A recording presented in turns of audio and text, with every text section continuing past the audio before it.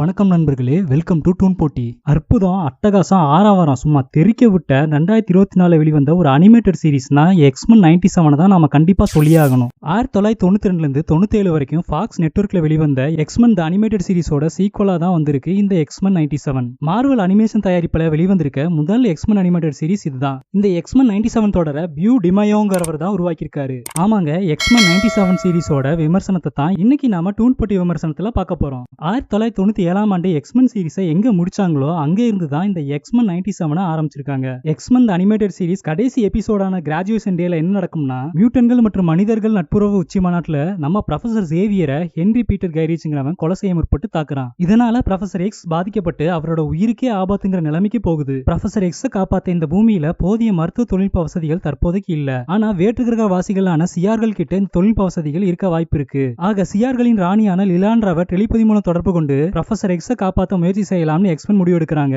ஆனா லிலாண்ட்ரா கூட டெலிபதி மூலம் பேசுற அளவுக்கு சக்தி உடையவர் ப்ரொஃபசர் எக்ஸ் மட்டும்தான். அவர் இருக்க நிலைமைக்கு அவரால் இது செய்ய முடியாதுன்னு எக்ஸ்மென் நினைக்கிறாங்க.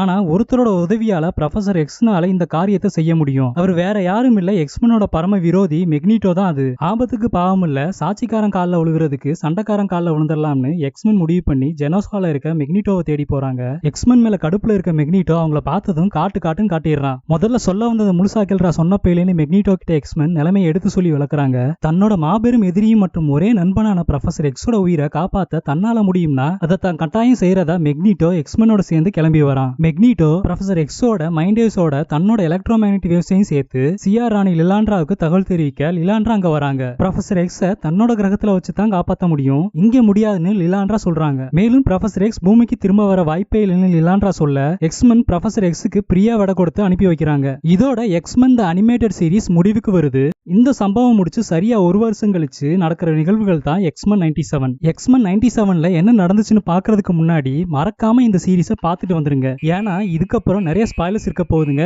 ப்ரொஃபசர் எக்ஸ் பூமியில இருந்து கிளம்பி ஒரு வருஷம் ஆச்சுங்க. ஃப்ரெண்ட்ஸ் ஆஃப் ஹியூமனிட்டிங்கிற ஒரு மியூட்டன்ட் எதிர்ப்பு குழு ரோபோட்டோங்கிற மியூட்டன்ட்டை கடத்துறாங்க. அந்த குழு கிட்ட இருந்து நம்ம எக்ஸ்மென் டீம் சேர்ந்த ஸ்ட்ராம், பிஷப் மற்றும் சைக்ளாப்ஸ் சண்டை போட்டு ரோபோட்டோவை காப்பாத்துறாங்க. அந்த ஃப்ரெண்ட்ஸ் ஆஃப் ஹியூமனிட்டி குழு சென்டினல்ங்கிற மியூட்டன்களை அழிக்கக்கூடிய ரோபோட் தொழில்நுட்பத்தை மறு உருவாக்கம் செய்யறத சைக்ளாப்ஸ் கவனிக்கிறான். எக்ஸ்மென் தான் எல்லா சென்டினலையும் அழிச்சாச்சே, அப்புறம் எப்படி திரும்ப சென்டினல்ஸ் வர முடியும்னு யோசிக்க இதுக்கு சென்டினலை உருவாக்குன பொலிவர் டிராஸ்க்ங்கிறவனை சந்திச்சாதான் விட தெரியும்னு முடிவு பண்றாங்க எக்ஸ்மென். ஆனா டிராஸ்க் இருக்க இடம் ப்ரொஃபசர் எக்ஸ் கொல்ல முயற்சி செஞ்சு அதனால சிறையில தண்டனையில் இருக்க கைரிச்சுக்கு தான் தெரியும்னு அவனை தேடி போறாங்க எக்ஸ்மென். கைரிச் தனக்கு ஏதும் தெரியாதுன்னு முரண்டு பிடிக்க ஜீன் கிரே செரிப்ரோ மூலம் கைரிச்சோட ஆள் மனசுக்குள்ள போய் டிராஸ்க் சகாரா பாலைவனத்துல இருக்கிறத கண்டுபிடிக்கிறா. அதுக்கப்புறம் எக்ஸ்மென் பொலிவர் டிராஸ்க தேடி சகாராவுக்கு போறாங்க.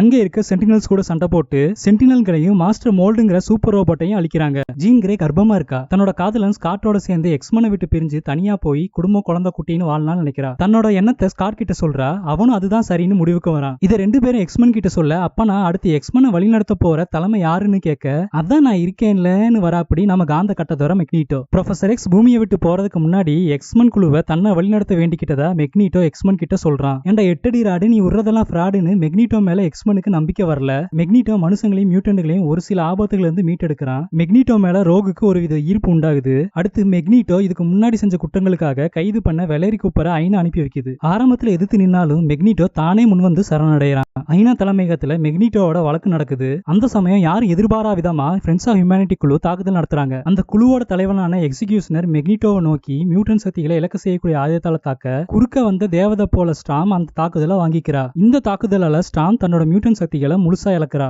ஐநா அதிகாரிகளை தாக்குதல இருந்து மீட்டு தான் தரப்பு நியாயத்தை மெக்னீட்டோ விளக்குறான். இதுக்கப்புறம் ஐநா மெக்னீட்டோவை மன்னிச்சு மியூட்டன்களின் நாடான ஜெனோசாவை உருவாக்க உதவிக்கரம் நீட்டுது. இதுக்கிடையில ஜீனுக்கு பிரசவ வலி வர உல்வரின் ஜீனை ஆஸ்பத்திரியில சேர்க்க ஜீனுக்கு ஒரு ஆண் குழந்தை பிறக்குது. அந்த குழந்தைக்கு நேத்தன்னு ஸ்காட்டும் ஜீனும் பேர் வைக்கிறாங்க. தனக்கு இனிமே மியூட்டன் சக்திகள் திரும்ப வராதுன்னு பீஸ்ட் மூலம் தெரிஞ்சுக்கிற ஸ்டாம் எக்ஸ்மெனை விட்டே விலகி போறா. இப்படி இருக்க அந்த சமயம் எக்ஸ்மான்சன் கதவை யாரோ தட்ட அதை மார்க் திறக்க அங்க பார்த்தா ஜீன் மாதிரியே உருவம் கொண்ட இன்னொரு ஜீன், என்னடா பண்றீங்க, அக்கா வந்திருக்கேன்டான்னு அதிர்ச்சி கொடுக்குறா.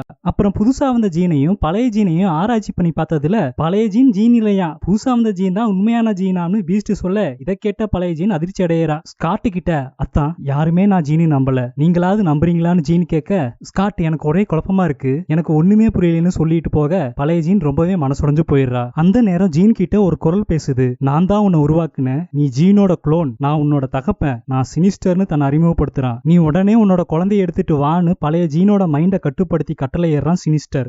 சினிஸ்டர் கட்டுப்பாட்டுல இருக்க பழைய ஜீன் புது உருவம் எடுக்கிறா. அவ சினிஸ்டரோட சேர்ந்து எக்ஸ்மனை தாக்கி தன்னோட குழந்தையான நேத்தனை எடுத்துக்கிட்டு சினிஸ்டர்ட்ட கொண்டு போய் கொடுக்குறா. எக்ஸ்மனுக்கு எதிராக பலம் வாய்ந்த ஒரு எதிரியை உருவாக்கணும்னு சினிஸ்டர் கை குழந்தையான நேத்தனை ஆராய்ச்சி மூலம் சக்தி வாய்ந்தவனா மாத்த முயற்சி பண்றான். மார்க் மூலம் சினிஸ்டர் இருக்க இடத்தை தெரிஞ்சுக்கிட்ட எக்ஸ்மன் மெக்னீட்டோட சேர்ந்து போய் தாக்குதல் நடத்துறாங்க. சினிஸ்டர் கட்டுக்குள்ள இருக்க பழைய ஜீன் தன்னை காப்ளின் குயின்னு அறிமுகப்படுத்திக்கிறா. அவ மெக்னீட்டோவோட சண்டை போட்டு மெக்னீட்டோவையே தோக்கடிக்கிறா. ஸ்காட் காப்ளின் குயினோட சண்டை போட அந்த சமயம் உண்மையான ஜீன் காப்ளின் குயினோட ஆள் மனசுல போய் அவளுக்கு உண்மையை புரிய வைக்க காப்ளின் குயின் சினிஸ்டர் கட்டுப்பாட்டுல இருந்து வெளியே வரா. இதுக்கப்புறம் காப்ளின் குயினும் ஸ்காட்டும் சேர்ந்து சினிஸ்டரை எதிர்த்து தங்களோட மகனான நேதனை மீட்கிறாங்க. சினிஸ்டரோட ஆராய்ச்சியால பாதிக்கப்பட்ட நேதனை காப்பாற்ற முடியாதுன்னு பீஸ்ட் கையை விரிச்சிடறான். இதனால ஸ்காட் ரொம்பவே உடஞ்சு போயிடுறான். நிகழ்காலத்துல தான் நேதனை காப்பாற்ற முடியாது, ஆனா எதிர்கால தொழில்நுட்பத்தினால முடியும் நம்புற காப்ளின் குயின் காலப்பயணம் செய்யக்கூடிய பிஷப் கிட்ட நேதனை கொடுத்து வழி அனுப்பி வைக்கிறா. இதுக்கப்புறம் ஜீன் கிட்ட காப்ளின் குயின் தன்னை மேட்லின் பிரயர்னு அடையாளப்படுத்திக்கிட்டு எக்ஸ்மான்ஷனை விட்டு கிளம்பி போறா. மியூட்டன் சக்திகளை இழந்த ஸ்டாம சந்திக்கிற ஃபோர்ஜ்ங்கிற ஒரு மியூட்டன் தன்னால உன்னோட இழந்த மியூட்டன் சக்திகளை திரும்ப பெற வைக்க முடியும்னு ஸ்டாம தன்னோட பண்ணைக்கு அழைச்சிட்டு போறான். ஃபோர்ஜ் உருவாக்கின மெஷின் மூலம் ஒரோரோவுக்கு மறைந்த மியூட்டன் சக்திகளை திரும்ப பெறும் முயற்சி தோல்வி அடையுது. ஃபோர்ஜ் தான் மியூட்டன் சக்திகளை அழிக்கக்கூடிய தொழில்நுட்பத்தை உருவாக்குனதாகவும் அந்த தொழில்நுட்பத்தை பயன்படுத்தி தான் எக்ஸிகியூஷனர் உன்னை தாக்கியிருக்கான்னு ஒரோரோ கிட்ட சொல்ல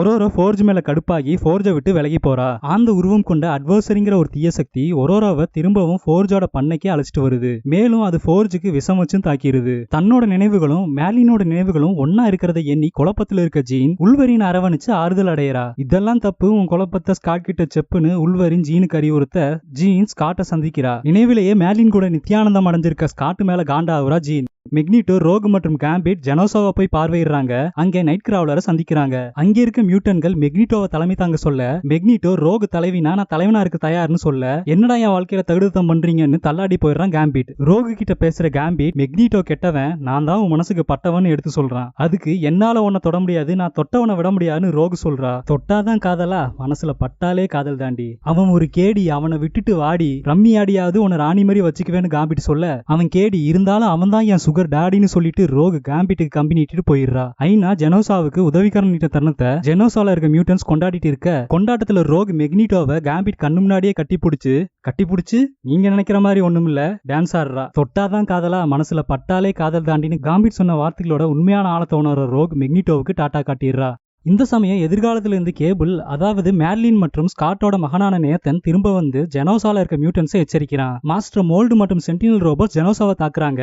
கண்மூடி திறக்கிறதுக்குள்ள ஜெனோசாவே சுக்குநூறா நொறுங்கி போயிருது. பல ஆயிரம் மியூட்டன்ஸ் இறந்து போயிடுறாங்க. இதுல எக்ஸ்மென்ல இருக்க முக்கியமான மியூட்டட்டும் இறந்து போக எக்ஸ்மென் ஒரு மிகப்பெரிய இழப்பை சந்திக்கிறாங்க. எல்லா சென்டினல் ரோபோட்ஸ்களையும் மாஸ்டர் மோல்டையும் அழிச்ச பிறகு திடீர்னு எங்க இருந்து இந்த சென்டினல்கள் வந்து தாக்குதல் பண்ணுச்சு, யார் காரணம்னு விசாரிக்கிறாங்க. இந்த சென்டினல்கள் தாக்குதலுக்கு சினிஸ்டர் தான் காரணம்னு தெரிய வருது. சினிஸ்டர் மட்டும் தனியா பண்ணிருக்க முடியாது, கூட வேற சிலரும் சேர்ந்து தான் பண்ணிருக்க முடியும்னு எக்ஸ்மென் அவங்கள தேடி போறாங்க. இதுக்கப்புறம் சினிஸ்டரையும் அவனுக்கு உதவி பண்ணவங்களையும் எக்ஸ்மென் தேடி கண்டுபிடிச்சாங்களா இல்லையா? ஜெனோசா தாக்குதலுக்கு அப்புறம் மெக்னீட்டோ எங்க போனா? அவன் திரும்ப வந்து எக்ஸ்மெனோட சேருவானா, இல்ல ஜெனோசால பல ஆயிரம் மியூட்டன்கள் இறந்ததுக்கு பழி வாங்குவானா? மியூட்டன் சக்திகளை இழந்த ஒரோரோ திரும்பவும் தான் சக்திகளை பெற்று ஸ்ட்ராங் ஆனாளா? இவ்வளவு குழப்பத்தையும் தீர்க்க ஷியார்ல இருக்க ப்ரொஃபசர் எக்ஸ் திரும்ப வந்து எக்ஸ்மெனை வழி நடத்தினாரா? இப்படி பல கேள்விகளுக்கு விடை தரும் ஒரு விறுவிறுப்பான தொடர் தான் எக்ஸ்மென் 97. எக்ஸ்மென் 97ல மொத்தம் 10 எபிசோடுகள் இருக்குங்க. ஒவ்வொரு எபிசோடும் 30 ல இருந்து 40 நிமிஷம் வரைக்கும் ஓடுது. இதுல கடைசி 3 எபிசோட சீசன் ஃபினாலேவா எடுத்திருக்காங்க.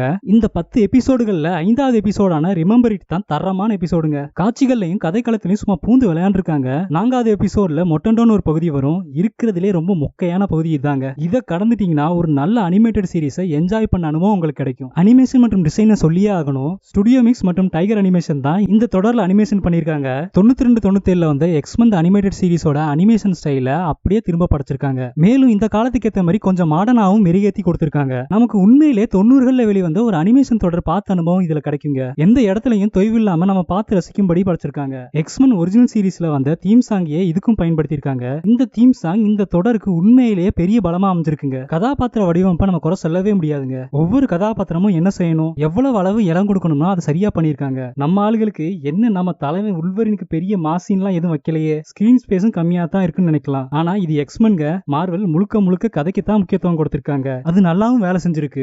எக்ஸ்மென்ல பல கதாபாத்திரங்கள் இருந்தாலும் இந்த ஷோவுக்கு தேவைப்பட்ட கதாபாத்திரங்களை மட்டும் சரியா பயன்படுத்தியிருக்காங்க. Morph, Jubilee, Roberto, Jean, Cyclops, Wolverine, Storm, Bishop, Cable, Rogue, Beast, Nightcrawler, Magneto, Gambit போன்ற முக்கிய கதாபாத்திரங்களா வராங்க. இடையில எக்ஸ்மென் ரசிகர்களை திருப்திப்படுத்த மார்ஃப் மூலம் ஒரு சில எக்ஸ்மென் கதாபாத்திரங்களை உருமாற்றம் செஞ்சு நமக்கு காட்டி குசிப்படுத்திருக்காங்க. எக்ஸ்மென்ல அடிதடி மட்டும் இல்லாம காதல் ரசத்தையும் அங்கங்க இலையோடி போறத பார்க்கலாம். குறிப்பா சொல்லணும்னா ஜீன், ஸ்காட், லோகன் மற்றும் கேம்பிட், ரோக், மெக்னீட்டோ இடையே நடக்கும் முக்கோண காதல் பகுதிகளையும் அழகா காட்டினது மட்டும் இல்லாம இளம் காதல் ஜோடிகளான ஜூபிலி மற்றும் ரோபோட்டோ பகுதிகளையும் அழகாவே காட்டியிருக்காங்க. மார்வெல்ல கேமியோக்கு பஞ்சமே இருக்காது. அந்த வகையில அவெஞ்சர்ஸ் மற்றும் ஸ்பைடர்மேன் கதாபாத்திரங்களோட கேமியோக்கள் இருக்கு. எக்ஸ்மென் காஸ்டியூம்கள் 92ல வந்த சீரீஸ் அடிப்படையா கொண்டே வடிவமைச்சிருக்காங்க. சீசன் பினாலேல ஒரு படி மேல போய் 80களில் வெளிவந்த அன்கானி எக்ஸ்மெனோட சூட்டை மறுஉருவ கம்பெனி நமக்கு விருந்தா படைச்சிருக்காங்க. மார்வெல்னாலே ப்ரோஸ் கிரைஸ் தான். இந்த சீசன்லயும் கடைசி எபிசோட்ல அடுத்த சீசனுக்கான ஒரு சில மிகப்பெரிய கதாபாத்திரங்களை காட்டி நமக்கு ஆர்வத்தை தூண்டியிருக்காங்க. எக்ஸ்மென் 97 சீசன் 1 மார்வல் அனிமேஷன்ல ஒரு பெரிய மைல்கல்லாம் மறுக்கிறதுக்கு இல்ல. மார்வல் அனிமேஷன் இதோட 2வது சீசனையும் அறிவிச்சிருக்காங்க. டிஸ்னி ஹாட்ஸ்டார்ல வெளிவந்திருக்க இந்த எக்ஸ்மென் 97 சீரீஸை 14 வயசுக்கு மேல உள்ளவங்க மட்டுமே பார்க்கக்கூடிய தொடர்.